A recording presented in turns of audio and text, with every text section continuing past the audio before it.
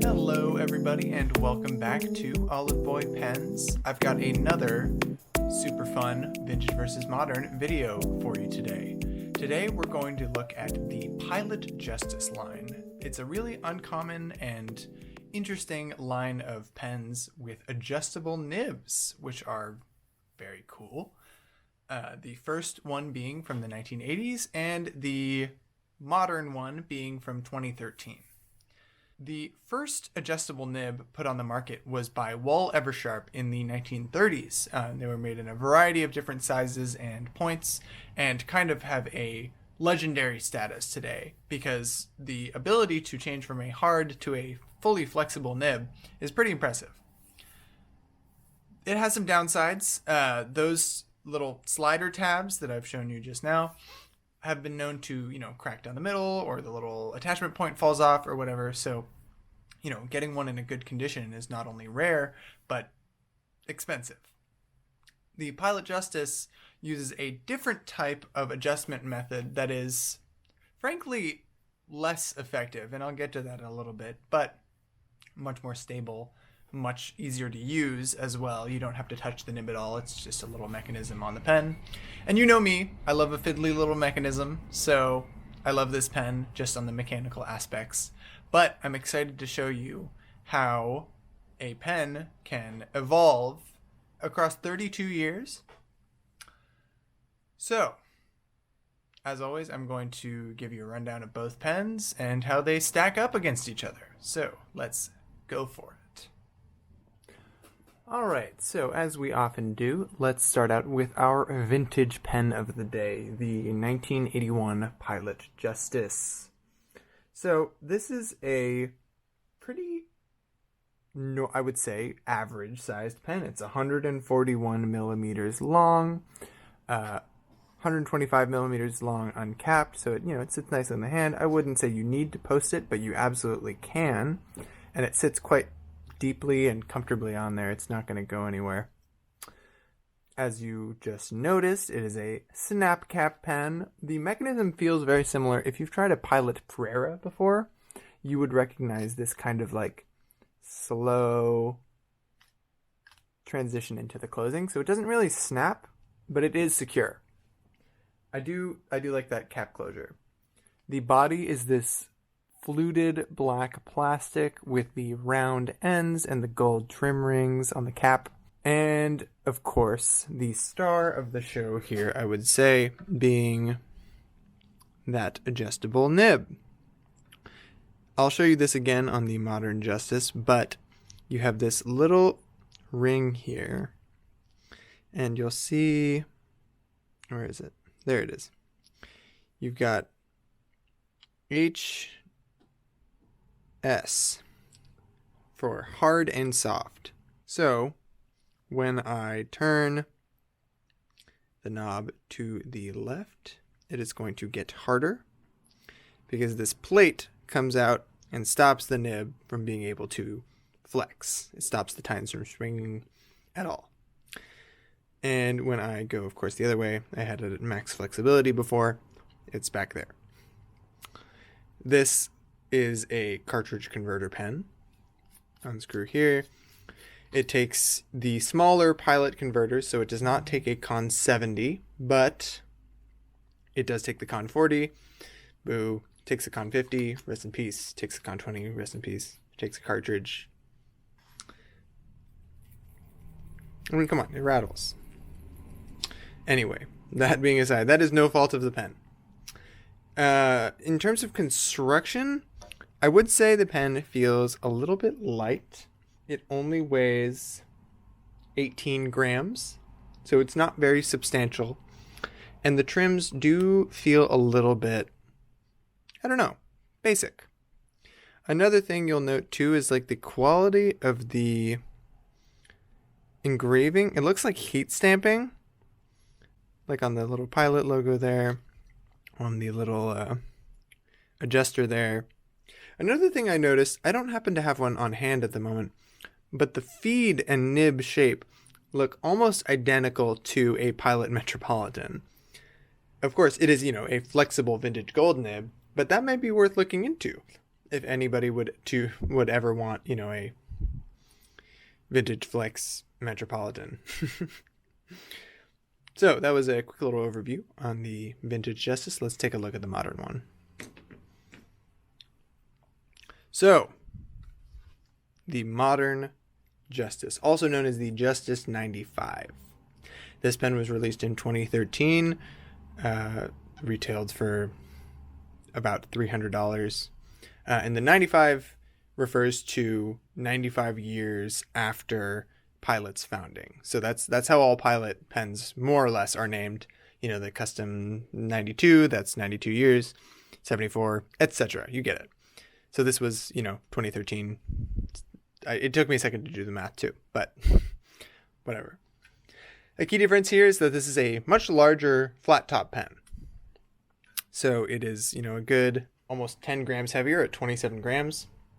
It's 147 millimeters long, 130 millimeters uncapped. So, definitely a substantial pen. And the benefit to that being is that you can get a Con 70 in here, which is great. Again, cartridge converter, unscrew here. Cool. This is a screw cap pen. I forgot to mention that.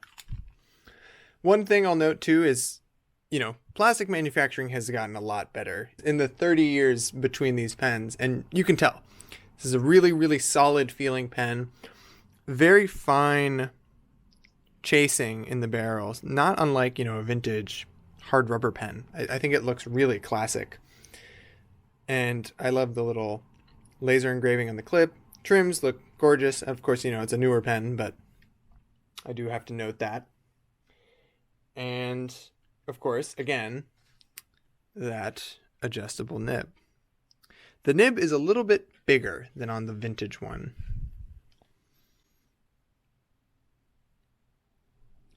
So I'd say this is probably a Pilot number 5. That's a Pilot number 10. Which converts to maybe a 5 and a 5.5 in Yovo terms, if you're more familiar with that. But of course, same adjustment mechanism. The hard and soft indicators are some kind of laser engraved on there. Looks nice. I dig it. It looks better than the heat stamping. And, I think this is probably because it's just a newer pen, but the mechanism just works overall a lot smoother. The nib, so I'll mention this. These aren't going to be really a direct comparison of flexibility, unfortunately, because this nib was modified by Matthew Chen for added flexibility. That's at Pactagon if you want to get some work done by him. He's wonderful. So flexibility is not really being taken into account because this is not a stock pen. But I will be looking at in the writing sample the effectiveness of the gold tab, which I think is worth looking into. One thing I like about the modern Justus is, or actually both Justuses, is a nice long section. And that's probably because, of course, you got to fit the whole mechanism in there, but I like a long section. I think it's nice, you don't run into the threads as much.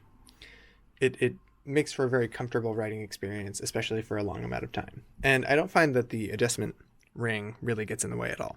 So now we're going to do a writing sample, and basically what I'm going to do is I'm going to do the vintage Justus first. I'm going to set it to hard, write, set it to soft, write, and then do the same with the modern Justus. So first things first, let's go with the vintage Justus on the hard setting. So you might be noticing that this sucks. It is definitely hard, but it is also bone dry. You can eke a little bit of line variation out of it with I would say not even a significant amount of pressure, so you're not pushing it really. But if you're using it under just normal trying to write, it basically doesn't write. It's kind of wild. Let's see if I can even manage a nib drawing out of this thing. Yeah, no, not really. So The hard setting on the vintage Justus is basically unusable, which is kind of a bummer. But let's switch it over to soft and see what we're working with here. First thing you'll notice, it writes. It's a little bit wider. It's definitely wetter. This is a million times more enjoyable. And under pressure, you'd get like, if you've used a Pilot Falcon before, it's more flexible than that, but also neither of these are really intended for flex writing. They're intended for just getting a little bit more character out of your lines when you are writing quickly or not. And, the soft would be for adding a little bit of extra flair if you want, versus the hard being, good for quick notes. If it wrote, of course.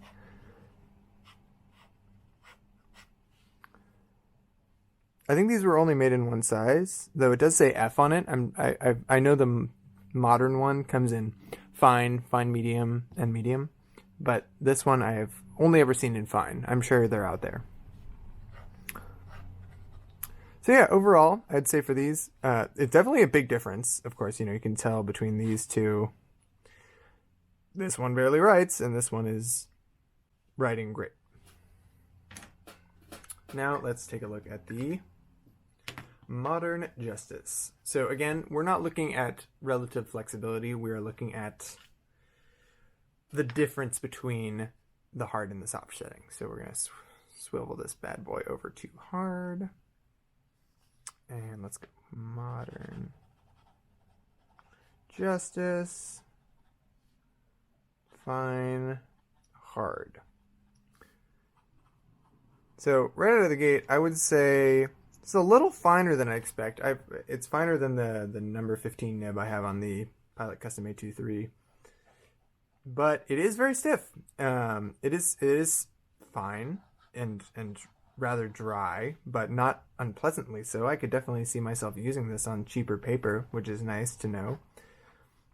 And I'm not in love with it, but it's definitely much more usable than the vintage one. That's for freaking sure. Yeah, it's like a perfectly usable fine nib. It's nothing particularly special, not really any bounce. I would say it's like a normal, stiff, fine gold nib. Then when you slide it over to soft, let's see what happens.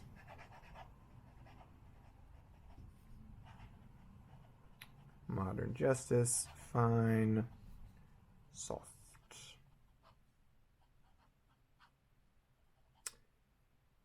I was a little speechless there. This is a very, very nice nib on the soft setting. It just has a little bit more wetness, and you see just in my downstrokes here, it's a little bit thicker. So I'm not flexing it. That's just under normal pressure.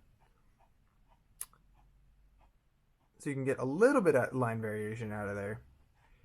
Much more than you would out of the stiff version.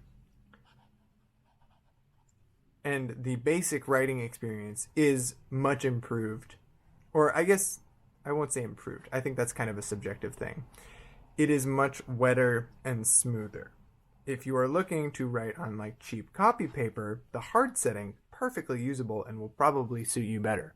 But if you're using nice paper and you have no reason to want, a super fast drawing, stiff writing experience, I would say the hard setting is kind of not necessary, and the soft one is a lot more fun.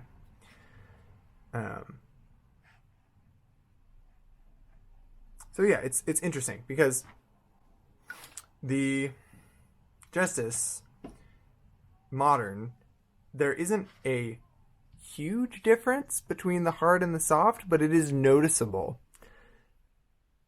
Whereas the difference between hard and soft on the vintage one is very, very noticeable, but in a bad way, because the hard setting is unusable and the soft one is like pretty good. Whereas this is like decent and very good. So I think weirdly, in an upset situation, The modern pen is going to win the writing sample just on the terms of they tuned in that mechanism a little bit better. It is more usable in both forms, even if the difference is not as dramatic. All right, let's get back over to my opinion. As with a lot of my pens, the Pilot Justuses. The Pilot Justuses that I was playing around with today are on loan from my dear friend Mike, and I wasn't expecting to like either of these pens necessarily. I've heard that the, difference between the hard setting and the soft setting is not a big deal, but even though that is kind of true, I really enjoy these pens, and I was really impressed with how much better feeling the modern pen is. And oftentimes, and if you've watched any of the other videos in the series, the vintage pen is made to much higher tolerances and standards, and the modern pen is kind of just like trying to cash in on that cachet, as I've made that joke before. The thing is, I think the key difference here is that a lot of the vintage versus modern pen comparisons I've done have been like a much older pen with a much newer pen.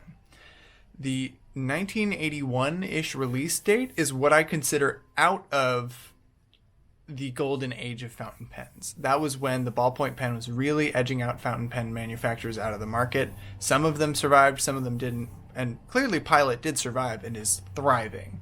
But the older Justus is, frankly, it just feels poorly made. It feels like Pilot 78G, which if you've tried it, it's like a $20 cartridge converter pen. There's also an eyedropper version. They're dirt cheap, but it feels like a similar kind of just like cheap plastic with like kind of basic stamped trims. I do like the fluting on it. I'm a big fan of fluted pens, but the fine chasing on the Justus is also really nice. And I prefer the size. I prefer a flat top pen. It really just ticks a lot of boxes for me to the point that I bought this pen. Granted, this nib has been modified by Matthew Chen, who at Pactagon on Instagram. He's a wonderful nib meister, and I recommend that you get work done by him. So it's a little bit more flexible, but that's why I bought it. It's nice.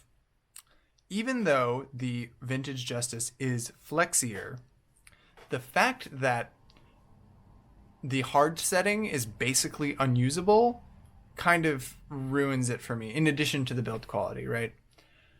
Because the Justus, even though the difference isn't as big, you can use it on both, which is like, well, of course you should be able to use it on both, but apparently it's not a given.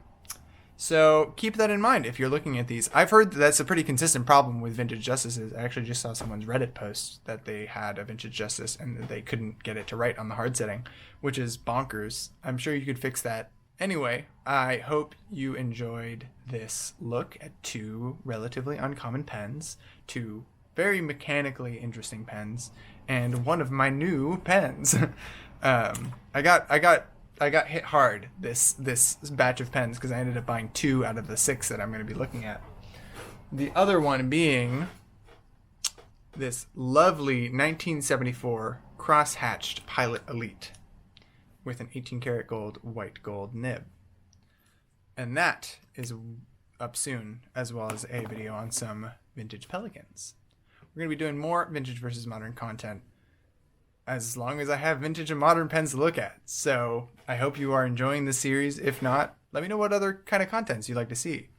And don't forget, there's still, at the time of posting, a week to enter my giveaway for this lovely twin point Penno pencil, a lovely flex nib combination pen from the 1920s.